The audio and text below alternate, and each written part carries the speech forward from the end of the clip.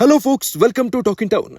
Salaar team 2ನೇ trailer release ಮಾಡುತ್ತೆ ಅನ್ನೋದನ್ನ ಟಾಕಿಂಗ್ ಟೌನ್ ಇದಕ್ಕೆ ಮುಂಚೆನೇ ನಿಮಗೆ ಹೇಳಿತ್ತು. ಬಟ್ ಡಿಸೆಂಬರ್ 16 ಅನ್ಕೊಂಡಿದ್ವಿ, 2 ದಿನ ಲೇಟು ರೀ. ಡಿಸೆಂಬರ್ 18 ಅಷ್ಟೇ. ಬಟ್ ಇನ್ಫಾರ್ಮೇಶನ್ ಕರೆಕ್ಟ್ ಆಗಿತ್ತು. ಈಗ ವಿಷಯ ಅದೆಲ್ಲ ಬಿಡಿ, ಸಲಾರ್ ಸಿನಿಮಾದಲ್ಲಿ ರಾಕಿಂಗ್ ಸ್ಟಾರ್ ಯಶ್ ಇದ್ದಾರೆ ಅನ್ನೋದನ್ನ ಗೊತ್ತಿದ್ದೋ ಗೊತ್ತಿಲ್ದೇನೋ ಅಥವಾ ನಿಜಾನೋ ಸುಳ್ಳು, ಈ ಚಿಕ್ಕ ಹುಡುಗಿ ಮೀಡಿಯಾ ಜೊತೆ ಮಾತಾಡಬೇಕಾದ್ರೆ ಬಾಯ್ ಬಿಟ್ಟಿದ್ದಾಯ್ತು. ಅದಾದ್ಮೇಲೆ ಸಿಕ್ಕಾಬಟ್ಟೆ ಹಲ್ಚಲ್ಲಾಯ್ತು ಸೋಷಿಯಲ್ ಮೀಡಿಯಾದಲ್ಲಿ, ಸಲಾರ್ ಸಿನಿಮಾದಲ್ಲಿ ರಾಕಿಂಗ್ ಸ್ಟಾರ್ ಇದ್ದಾರೆ ಅಂತ. ಸೊ 2ನೇ ಟ್ರೇಲರ್ ಅಲ್ಲಿ ಅದೇನಾದ್ರೂ ರಿವೀಲ್ ಆಗ್ಬಹುದಾ ಅಂತ ಅದಕ್ಕಾಗಿ ಕಾದ್ಕೊಳ್ತಿದ್ದವರೇ ಹೆಚ್ಚು. ಆದ್ರೆ 2ನೇ ಟ್ರೇಲರ್ ನೀವು ಫುಲ್ ನೋಡಿದ್ರೆ ಎಲ್ಲೂ ಕೂಡ ರಾಕಿಂಗ್ ಸ್ಟಾರ್ ಯಶ್ ಕಾಣಿಸಿಲ್ಲ ಅಥವಾ ಅವ್ರು ಇದಾರೆ ಅನ್ನೋದಕ್ಕೆ ಸಂಬಂಧಪಟ್ಟಂಗೂ ಯಾವುದೇ ಹಿಂಟ್ ಕೂಡ ಸಿನಿಮಾ ಟೀಮ್ ಬಿಟ್ಕೊಟ್ಟಿಲ್ಲ.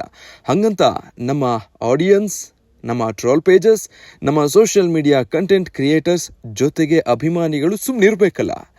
ಸಿಕ್ಕಿರೋ 2 ನಿಮಿಷ 53 ಸೆಕೆಂಡ್ನ ಸಲಾರ್ನ 2ನೇ ಟ್ರೇಲರ್ನ ಪಾಸ್ ಮಾಡಿ ಸ್ಲೋ ಮೋಷನಲ್ಲಿ ಝೂಮ್ ಹಾಕಿ ರಾಕಿ ಬಾಯ್ ಇದಾರ ಅಂತ ಹುಡುಕಾಡ್ಬಿಟ್ಟಿದ್ದಾರೆ. ಸೊ ಇಲ್ಲೆಲ್ಲರೂ ರಾಕಿ ಬಾಯ್ ಸಿಕ್ಕಿದ್ರಾ? ಖಂಡಿತ ಸಿಕ್ಕಿದ್ದಾರೆ. ಕನ್ಫರ್ಮಾ? ಗೊತ್ತಿಲ್ಲ.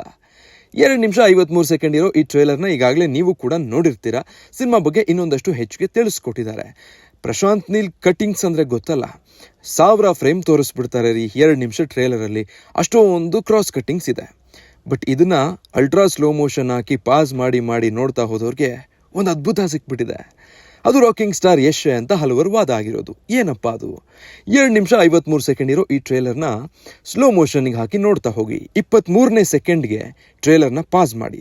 ದೊಡ್ಡದೊಂದು ಸ್ಟ್ಯಾಚ್ಯೂ ಇದೆ, ಒಂದಷ್ಟು ಮೆಟ್ಲುಗಳಿದೆ. ಆ ಸಿಂಹಾಸನದ ಕಡೆಗೆ ಒಬ್ಬ ಸುಲ್ತಾನ ಮೆಟ್ಲತ್ಕೊಂಡು ನಡ್ಕೊಂಡು ಹೋಗ್ತಿದ್ದಾನೆ. ಸಬ್ಟೈಟಲಲ್ಲೂ ಸುಲ್ತಾನ ಅಂತ ಬಂದಿದೆ, ನರೇಷನಲ್ಲೂ ಕೂಡ ಸುಲ್ತಾನ ಅಂತಾನೆ ಹೇಳಲಾಗುತ್ತೆ. ಈ ಸುಲ್ತಾನ KGF ಅಲ್ಲಿ ರಾಕಿಂಗ್ ಸ್ಟಾರ್ ಯಶ್ ಬಿಟ್ರೆ ಬೇರೆ ಯಾರು ಅಲ್ಲ. ಬಟ್ ಸಲಾರ್ ಸಿನಿಮಾದಲ್ಲಿ ಬರೋ ಸುಲ್ತಾನನು ರಾಕಿಂಗ್ ಸ್ಟಾರ್ ಏನ ಅಂತ ಅನ್ಸುತ್ತೆ. ಇಲ್ಲಿ ಯಶ್ ಮುಖ ಕಾಣಿಸಿಲ್ಲ, ಬಟ್ ಬ್ಯಾಕ್ ಪೋಸ್ ಇದೆ. ಈ ವ್ಯಕ್ತಿ ಹಿಂಗ್ ಮೆಟ್ಲತ್ಕೊಂಡು ಸಿಂಹಾಸನದ ಕಡೆ ಹೋಗ್ತಾ ಇರೋ ಫೋಟೋ, ಇದು ರಾಕಿಂಗ್ ಸ್ಟಾರ್ ಯಶ್ ಬಿಟ್ರೆ ಬೇರೆ ಯಾರು ಅಲ್ಲ ಗುರು. ಅಲ್ಲಿಗೆ ಕನ್ಫರ್ಮ್ ಸಲಾರ್ ಸಿನಿಮಾದಲ್ಲಿ ರಾಕಿಂಗ್ ಸ್ಟಾರ್ ಇರೋದು. ಅದು KGF 3ಗೆ ಲೀಡ್ ಕೊಟ್ಟಿದ್ಯಾ, KGF 2ಗೆ ಕನೆಕ್ಟ್ ಆಗಿದೆಯಾ, ಅದು ಬೇರೆ ವಿಷಯ. ಅದಕ್ಕೆ ಸಂಬಂಧಪಟ್ಟಂಗೆ ಯಾವುದೇ ಕನ್ಫರ್ಮೇಷನ್ ಇಲ್ಲ. ಅದು ಸಿನಿಮಾ ನೋಡಿದಾಗಲೇ ಗೊತ್ತಾಗಬೇಕು.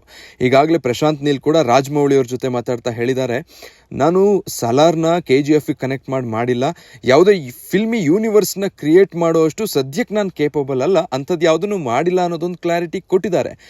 ದಟ್ ಡಸಂಟ್ ಮೀನ್ ಸಲಾರಲ್ಲಿ ಯಶ್ ಇರಬಾರ್ದು ಅಂತಲ್ಲ. ಸಲಾರ್ ಬೇರೆನೇ ಕತೆ ಆಗಿರ್ಬೋದು, ಅದರಲ್ಲೊಂದು ಸ್ಪೆಷಲ್ ಗೆಸ್ಟ್ ಅಪಿಯರೆನ್ಸಲ್ಲಿ ಯಶ್ ಬಂದು ಹೋಗಿರ್ಬೋದಲ್ಲ. ಇದು ಅಭಿಮಾನಿಗಳ ನಿರೀಕ್ಷೆ.